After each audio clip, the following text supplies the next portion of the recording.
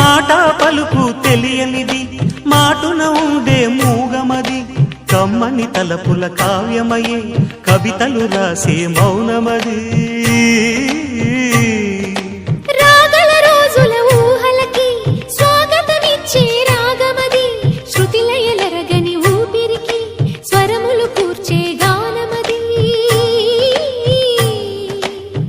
ఋతువుల రంగులు మార్చేది కల్పన కలిగిన మది భావం బ్రతుకును పాటగా మలిచేది మనసున కదిలి